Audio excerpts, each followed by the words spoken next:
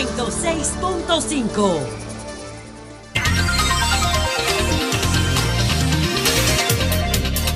6:59 minutos. Buenos días, dominicanos, dominicanas, ciudadanos, ciudadanas del mundo. Julio Martínez Pozo. Los comentarios de los temas más importantes en el programa de mayor influencia de la radio y la televisión nacionales. En este miércoles 10 de marzo del año 2021, buenos días a todo el equipo del Sol de la Mañana, la audiencia de Sol, la teleaudiencia de Telefuturo Canal 23 y las personas que siguen nuestros contenidos a través de las redes sociales. Buenos días a todos y a todas. Entonces, señores, bueno, hoy me refiero a varios temas que son temas conexos. Hoy me refiero a varios temas que están entrelazados. Hablo de la anulación de las condenas contra Lula, del rechazo de la acusación de 2 juezas en el caso Odebrecht y de la calificación favorable de Fitch Rating para la República Dominicana. Esos 3 temas están conectados.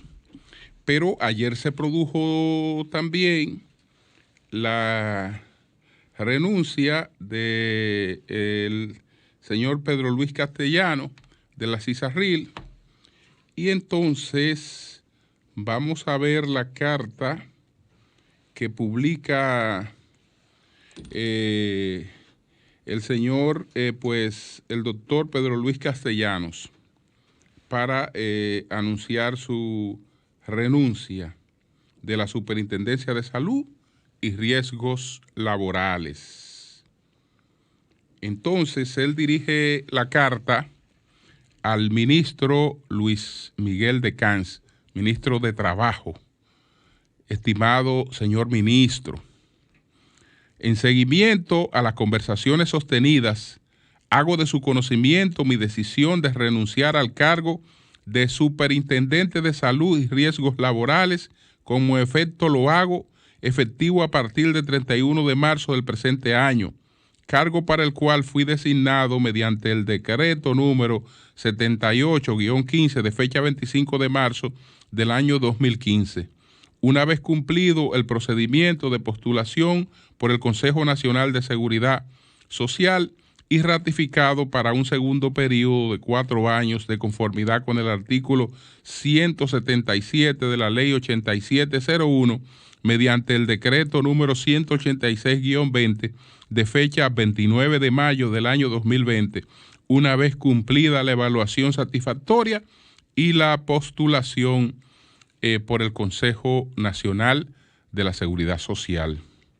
Nuestra gestión ha estado orientada a fortalecer el sistema dominicano de la seguridad social, en particular en el seguro familiar de salud y en el seguro de riesgos laborales, desde las perspectivas de protección social, de derecho a la salud de los afiliados, preservando la sostenibilidad financiera de dicha protección, así como los equilibrios y balances requeridos para la buena marcha de dicho aseguramiento, de acuerdo con el marco legal y el reglamento vigente. En esta ocasión expreso mi reconocimiento y agradecimiento por las armoniosas y mutuamente respetuosas relaciones personales e interacciones de trabajo mantenidas entre los diversos órganos de la seguridad social y del Poder Ejecutivo con la Superintendencia de Salud y Riesgos Laborales y mi persona. Igualmente hago votos por el éxito de la gestión de la DSS, ¿no?, de la Superintendencia de Riesgos Laborales. Y entonces, en el presente y en el futuro próximo, con la esperanza de que se superaran los desafíos en el contexto de la epidemia del COVID-19, ha debido asumir el seguro familiar de salud y el seguro de riesgos laborales en beneficio de los afiliados y la ciudadanía en general como parte de la respuesta nacional ante la misma. Atentamente, doctor Pedro Luis Castellanos, superintendente de salud y riesgos laborales. Evidentemente que el doctor Castellanos debió de estar bajo una presión para que se produjera su renuncia.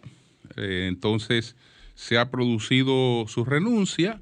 Ojalá que en la sustitución haya una persona, no solo que sea una persona que vaya a rendir su función con honestidad, sino que a la honestidad le sume la capacidad, la experiencia, la experticia de un hombre como pues Pedro Luis Castellanos, que son técnicos no tan fáciles de realmente conjugar en una sola persona sus atributos. Pero bueno, esas son las funciones públicas, eso es parte de la política y ojalá que a quien le toque sustituirlo esté en la capacidad de calzarse los zapatos del doctor Pedro Luis Castellanos. Entonces, señores, miren, vamos con, como dije, con tres temas que están conectados. Me refiero, en primer lugar, a la anulación de las condenas contra Lula. Me refiero al rechazo de la recusación de dos juezas por parte del tribunal que estaba a cargo de esto, de la Corte de Apelación que estaba a cargo de esto, y me refiero a la calificación favorable a la República Dominicana de Fitch Rating. Entonces, vamos a entrar en materia con relación a estos temas. Y bueno, señores, debo empezar por decir que el acontecimiento histórico, político, el acontecimiento político más importante del siglo XXI, pero muy por encima de cualquier otra cosa, el acontecimiento político más importante del siglo XXI fue la escogencia del primer presidente negro en los Estados Unidos de América, del primer presidente de origen afroamericano, el presidente Barack Obama. Una sociedad que desde los tiempos de la lucha por la abolición, desde los tiempos de Frederick Douglass, de Abraham Lincoln, de Ulysses Grant, cuando se produce la abolición de la esclavitud, luego desde los tiempos de la lucha por los derechos civiles con Martin Luther King, aspiraba a avances, pero un acontecimiento como ese era un acontecimiento impensable. Era un acontecimiento impensable. Y históricamente usted le puede también buscar equiparaciones y como quiera es un acontecimiento extraordinario. Una de las cosas, digamos, de mayor significación que han ocurrido en lo terreno, que ha ocurrido en la política desde que la humanidad fue percatada por la lectura paulista del mensaje de Jesús, de que no habían dioses exclusivos o que el Dios del que hablaba Jesús no era exclusivo para una comunidad, para una población, sino que era católico, que era universal, que hablaba a todos y que ante ese Dios todos éramos absolutamente iguales.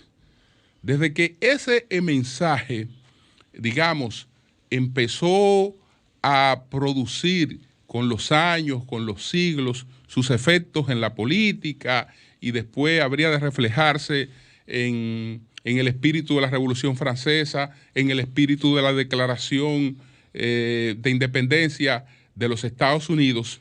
Realmente ese acontecimiento es un acontecimiento fuera de serie.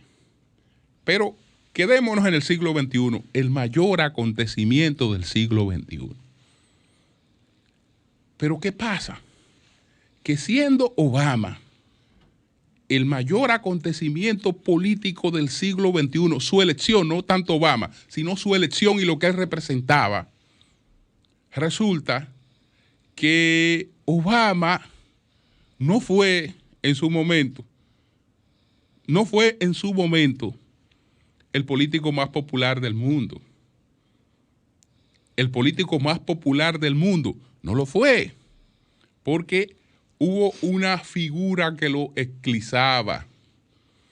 Esa figura que lo eclipsaba era nada más y nada menos que la de un Napoleón III. Y ese Napoleón III no era otra cosa que un obrero metalúrgico que llegó a la presidencia de su país y, contrario a todos los pronósticos, que se entendía que iba a hundir la economía, un país que, como todos los países de América Latina, era un país de deudores, lo convirtió en un país acreedor. Es decir, de un país que debía, lo transformó a un país que le debían y que prestaba. Entonces, siendo la elección de Obama, aún siendo la elección de Obama el acontecimiento político más importante, la figura mundial de Lula rebasaba la figura de Barack Obama. Fíjense qué dimensión alcanza la figura de Lula. ¿Y por qué comparo la figura de Lula con la de Napoleón III? Porque eso fue Lula. Eso fue Lula en relación con los Estados Unidos de América, un Napoleón III. Napoleón III es el que crea el concepto de América Latina. Es el que crea el concepto de producir una unidad de lo que él llamaba los pueblos latinos de América para contener la expansión del imperialismo americano. Es decir, si él, como rey francés, continuando esa tradición napoleónica, después de su invasión a México, que por eso se da la invasión a México, en la invasión a México está el proyecto de Napoleón III de construir una fuerza, una fortaleza, que esa fortaleza después se terminó llamando América Latina. Ya hablamos de América Latina y de Latinoamérica. Todo eso viene del proyecto de Napoleón III, que invadió a México, aprovechando un error del presidente Benito Juárez, que aunque el presidente Benito Juárez después quiso corregir el error, ya no hubo oportunidad de que las consecuencias no fueran nefastas. ¿Cuál fue el error del presidente Juárez? El presidente Juárez dispuso de manera unilateral el cese de los pagos de la deuda mexicana. Entonces, Inglaterra, España y Francia decidieron, si ese país no va a cumplir con los compromisos económicos, con los compromisos de la deuda, lo vamos a invadir. Cuando a Benito Juárez se percata de eso, dice, bueno, si es así, rectifico. No, vamos a pagar. Y cambió de idea. Entonces, España e Inglaterra ya no vieron razones para invadir a México, pero ya Napoleón III había concebido el proyecto de lo que después se llamaría América Latina. Entonces, Lula,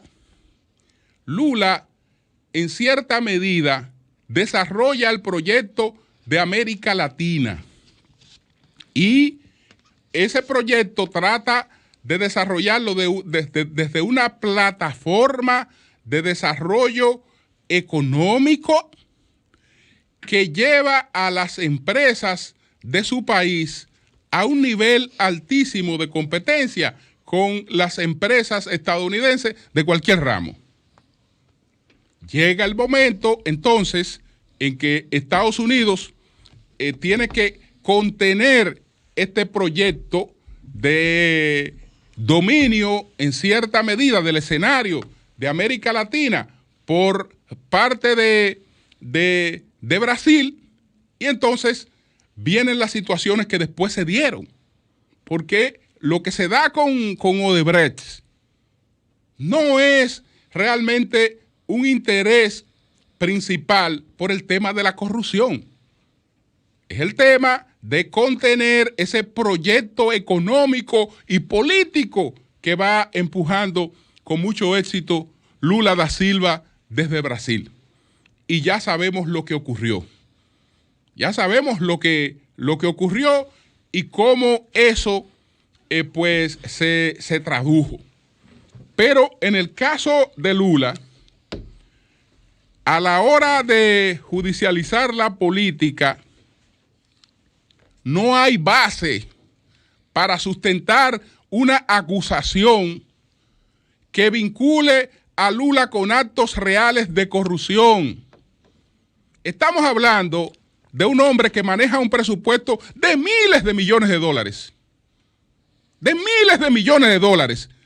Un presidente que maneja un presupuesto y que convierte a la economía de su país en una de las principales economías del mundo, que contribuye con la creación de un grupo internacional alterno, el grupo de los BRICS, etcétera, etcétera. Entonces, ¿de qué subterfugio? ¿De qué, digamos, sucieza? ¿A qué sucieza se apela para condenar a Lula? Señores, a Lula Lula tiene 2 condenas en las costillas. Y las 2 condenas que tiene son por caso que una gente que no haya pasado por una escuela de derecho sabe que son absurdos. El primer caso, mire, el señor Lula es dueño de un apartamento. ¿Dónde está ese apartamento del señor Lula? Ese apartamento, un apartamento triple de playa que está en Guarujá. Y él es dueño de ese apartamento. Y ese apartamento a él se lo dieron como soborno por la construcción del Instituto de Sao Paulo, que esa fue una obra de más de 2.000 millones de dólares. Y entonces por la concesión de esa obra a él le dieron en soborno ese apartamento de playa en Guarujá. Ok, le dieron un apartamento de playa en Guarujá. Eso es una prueba de soborno. Pero el apartamento que le dieron a Lula nunca estuvo a nombre de Lula. Nunca estuvo a nombre de un testaferro de Lula. Nunca estuvo a nombre de un testaferro de Lula, sino que el apartamento estaba a nombre de la misma persona que supuestamente había hecho el apartamento o había adquirido el apartamento para Lula. Pero ven acá, paga a este hombre los recibos, el IPI de esa propiedad. No, absolutamente nada. Hay otra cosa, hay otra posibilidad que los abogados saben que se puede producir, está bien, no es de él, pero hay una prueba. Encontramos unos contraescritos que muestran que este hombre es el dueño real de eso, aunque no aparezca en la titularidad de eso. No, nada de eso. ¿Cuál es la prueba de que ese apartamento era de él? Que él había visitado ese apartamento y que él había pernotado en ese apartamento y por eso ese apartamento era de él. Señores, ustedes saben lo que es condenar a una persona por una propiedad en la que los elementos de la propiedad no se dan. La mujer de Lula murió. ¿Y por qué no hubo que hacer una determinación de heredero y entonces esa propiedad la tenía que pasar a los hijos? No. ¿Ustedes saben qué ocurrió con ese apartamento que era de Lula? Y con la supuesta otra casa de campo que era de Lula, que los dueños reales ya dispusieron de eso hace tiempo y vendieron esos inmuebles sin que Lula tuviera nada que ver con eso.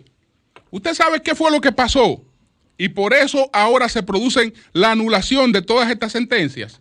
Que un juez, en vez de asumir el rol de un tercero imparcial, que tiene que colocar a los justiciables en igualdad de condiciones en un proceso, actuaba en connivencia con los fiscales para llevar a cabo la persecución política que se llevó contra Lula.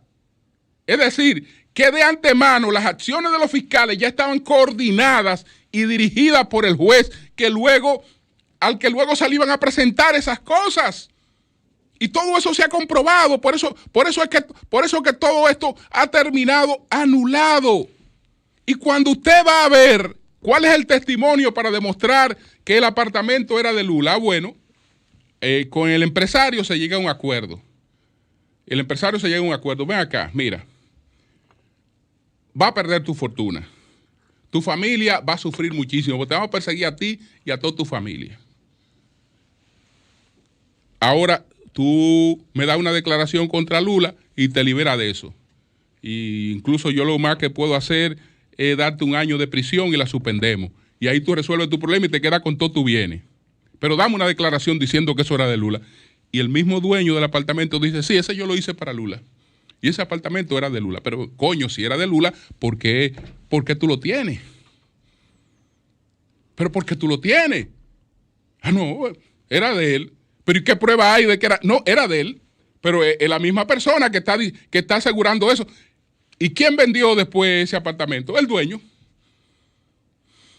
El dueño. Entonces, el otro caso de la empresa OAS, igual, es decir, no hubo en ninguno de los dos casos ninguna prueba real de titularidad que vinculara la propiedad de una cosa a cosa. Es decir, en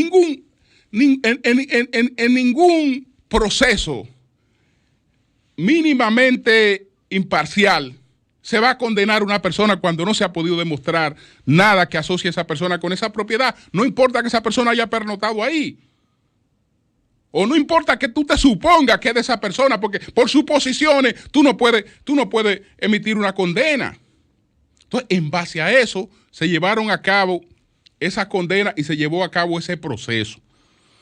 En consecuencia, lo que fue el llamado caso Lava Jato, hoy es uno de los casos judiciales más desacreditados que puedan haberse presentado en la justicia. Y en cascada, todo lo que se hizo ahí, que se hizo de manera ilegal, porque de acuerdo con la teoría del árbol envenenado, toda prueba o supuesta prueba que se consigue de manera ilegítima, vulnerando derechos fundamentales, es nula. Y entonces todo lo que esté contaminado por esas pruebas se cae. Entonces ya vemos esta experiencia de que después que se ha desacreditado a una persona, porque el daño a la imagen que ha recibido Lula y el daño personal, no hay manera de que eso se restablezca nunca en la vida. Nunca en la vida. Es decir, de estar considerado como uno de los hombres de mayor prestigio en la política mundial, a después estar considerado como un ladrón, como un corrupto. Eso no tiene madre ni padre. Un hombre que había demostrado algo que en la política era sumamente esperanzador. Sumamente esperanzador. Fíjense que la pobreza ha tenido condena de eternidad. Cuando a Jesús una dama hace el intento de lavarle los pies con un perfume de nardo, el ecónomo de la congregación se opone por el costo de ese perfume y dice que eso es un exceso, pero Jesús dice que le permitan a la dama hacerlo, y la expresión que usa es que a los pobres lo tendréis para siempre, a mí por un momento. Entonces, la pobreza, condena de eternidad. Lula demostró que la pobreza no era eterna, que la pobreza puede revertirse, que las políticas económicas pueden mudar a las personas de la pobreza hacia la clase media. Entonces, fíjense cómo este hombre,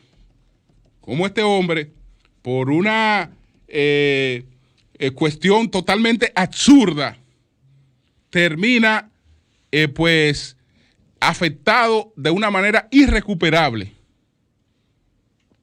Aunque ahora se ha anulado todo este proceso, etcétera, pero ya el daño que se ha hecho a la figura de Lula es un daño irreparable. Irreparable. Entonces decía que estos temas tienen cierta conexidad porque aquí en la República Dominicana se conoce el caso Odebrecht. Entonces resulta que en el caso Odebrecht, que es hijo del caso Lavajato y que es hija de esa política de destruir al Napoleón III que quiso ser Lula, cuando este expediente se elabora en la República Dominicana, el expediente del caso Odebrecht, el Ministerio Público sabe que no tiene pruebas para sustentar el soborno. Lo sabe muy bien que no puede sustentar el soborno. Entonces, ¿en qué se concentra el Ministerio Público al no poder sustentar el soborno?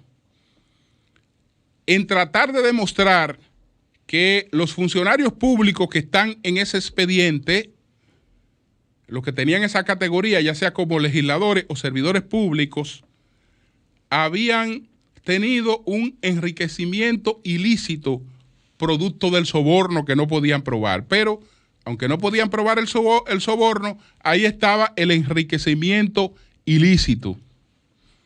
Y se concentró básicamente en esa acusación de enriquecimiento ilícito. Entonces, ya sabemos que la primera parte se cayó.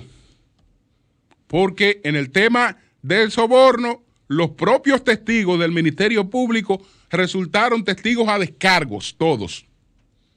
Los testigos todos resultaron testigos a descargos, en vez de testigos a cargo. Pero tiene el arma, entonces, del tema del enriquecimiento ilícito.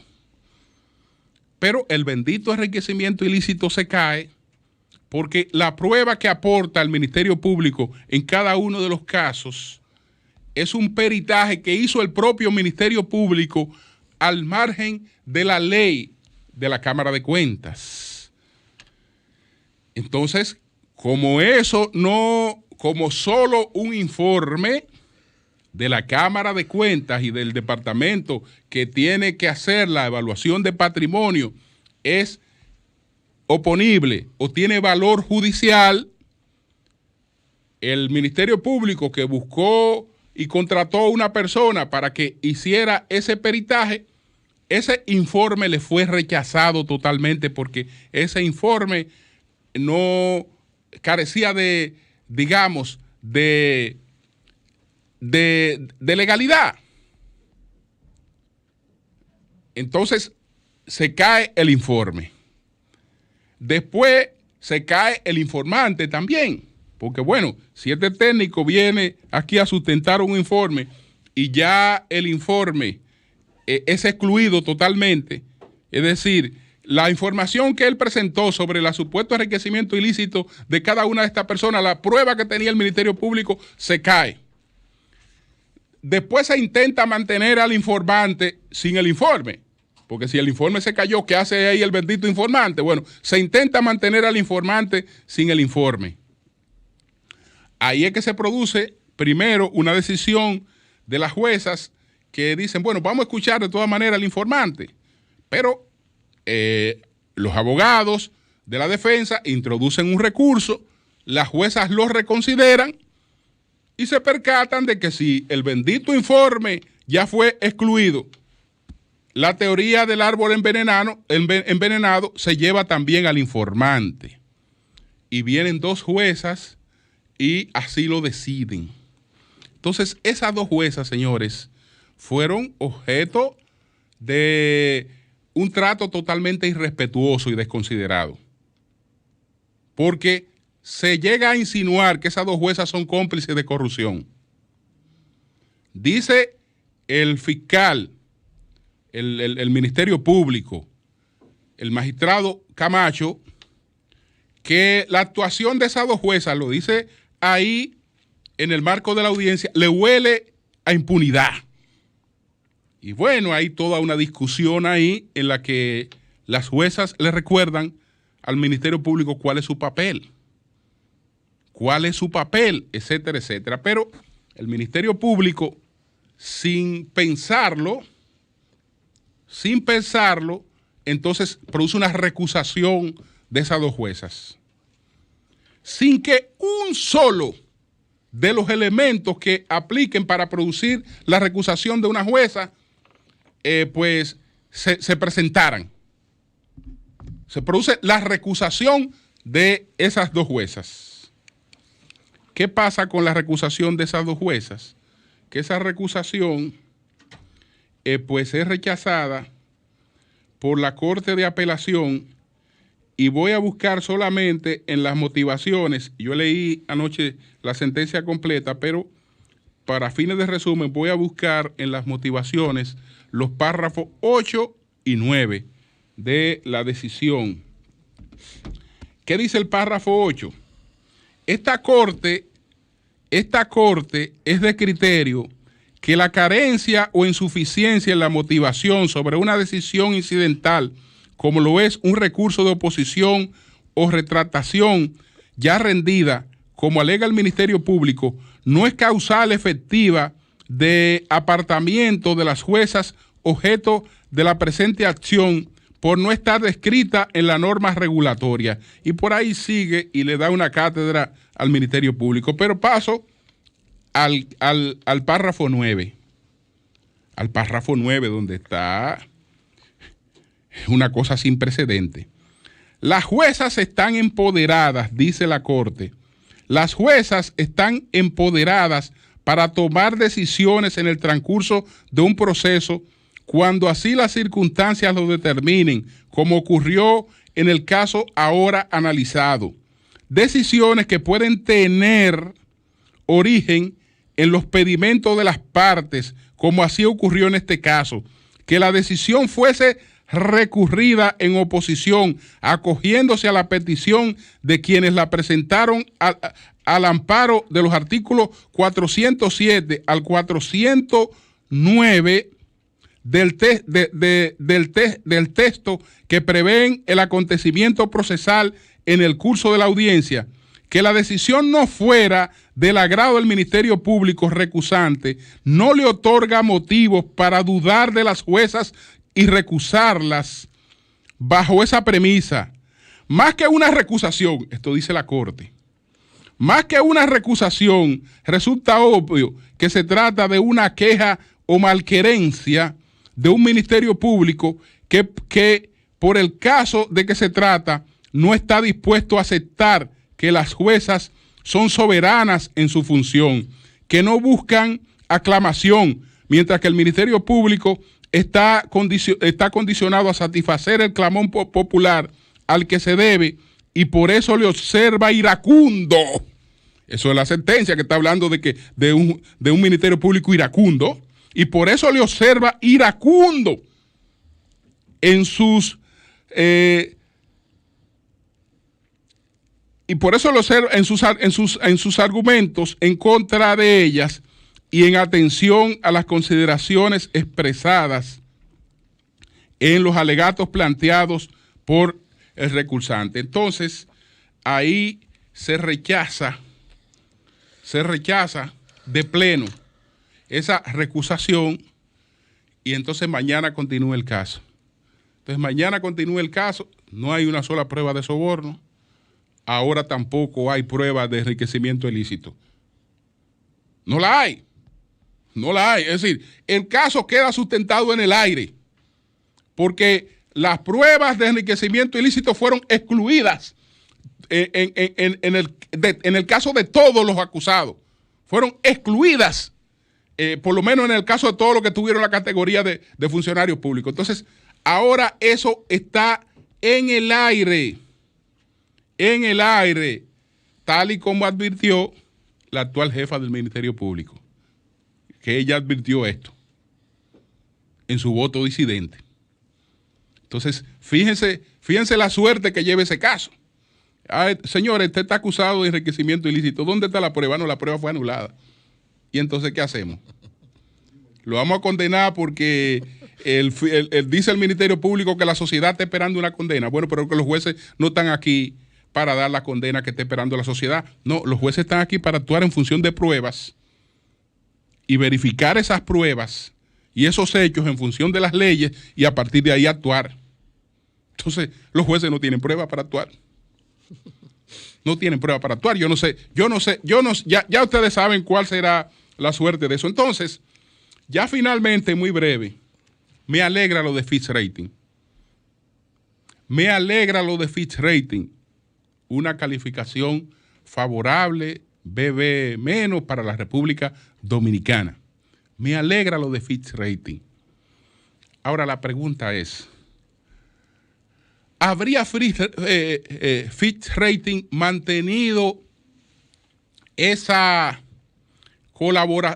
esa valoración, esa calificación positiva para la República Dominicana si la República Dominicana y sus autoridades no hubiesen dado cumplimiento a la séptima resolución de la Junta Monetaria del 19 de diciembre del año 2019? Esa resolución de la Junta Monetaria del 19 de diciembre del año 2019 emplazaba al Banco de Reservas de la República Dominicana a desmontar una deuda de 31,000 millones de pesos que ya entraba prácticamente en morosidad, que correspondía al capítulo de los contratistas del Estado. Un capítulo que fue creado en acuerdo con la propia Junta Monetaria. Entonces la Junta Monetaria advierte y le da un plazo de hasta más tardar. Eso fue el 19 de diciembre del año 2019. Le dio un plazo hasta más tardar al 30 de julio del 2020 al Banco de Reserva para buscarle una salida a esa situación. ¿Por qué? Porque de haber permanecido esa situación, las agencias calificadoras de riesgos pues la habrían tomado en cuenta y eso habría afectado seriamente la calificación de la República Dominicana. ¿Cómo mantener una calificación positiva en un estado que tiene una deuda de 31,000 millones de pesos en morosidad. En morosidad. Entonces, ¿cómo no tomar eso en cuenta a la hora de hacer una valoración de ese estado? La Junta lo advierte y emplaza a buscarle una salida a esa situación. Esa es la salida que, producto de eso, se articula un plan de pago y se van emprendiendo una serie de acciones que culminan entonces antes de la transición. Resulta ser que el nuevo tesorero, o el nuevo director de presupuesto más bien, encuentra que se ha producido un pago de 21,000 millones de pesos, que fue lo que se pagaron, porque la deuda se reprogramó a 3 años, y se hizo una estructuración financiera para eso, y entonces él encuentra que se ha producido una transacción de 21,000 millones de pesos, que fue una operación financiera y no se movió un peso. Eso fue más bien una cuestión de ingeniería financiera. Entonces, él ve eso. Inmediatamente él corrió para el presidente de la República a decirle que habían hecho un pago fraudulento. Inmediatamente eso lo mandaron para el Ministerio Público. Y el Ministerio Público llegó hace algunas semanas a decir que estaba investigando una asociación de malhechores. Pero ustedes no notan que después se han callado con lo de la asociación de malhechores. Porque evidentemente no tenían la documentación a mano o no se ocuparon de buscar la documentación a mano y creyeron que se trataba de una decisión de último momento del presidente de turno, que no tuvo nada que ver con eso. Sí, no vieron la historia de un emplazamiento de la Junta Monetaria a dar cumplimiento a algo que, si no se da cumplimiento, entonces no colocan bonos como colocaron de inmediato y no tienen entonces después la posibilidad de que tengamos calificaciones positivas de la deuda dominicana. ¿Pero por qué? Porque el Estado incumplía. Porque el Estado se dejó caer en morosidad. ¿Es por eso que tiene una calificación positiva? ¿O porque atendió lo que tenía que atender en esos aspectos? No, pero eso, ustedes búsquense una notica del Ministerio Público que publicó sin que después eso se ha silenciado. Pero el Ministerio Público llegó a decir que estaba investigando eso y que ahí había una asociación de malhechores. Y que si yo qué, y lavado de activos y una serie de cuestiones que involucraría a los principales a los principales, digamos, contratistas del país, que involucraría a la propia Junta Monetaria, que es la que toma la resolución, involucraría a la Superintendencia de Banco, involucraría a todo el mundo, la bendita asociación de malhechores. Es decir, si cosas como esas, que son de gobernabilidad, no se hacen, entonces después, posteriormente, no disfrutamos de decir hoy con mucho orgullo, ay, qué bien, Fitch Rating está diciendo que nosotros somos un Estado cumplidor. Qué bueno. Cambio y fuera.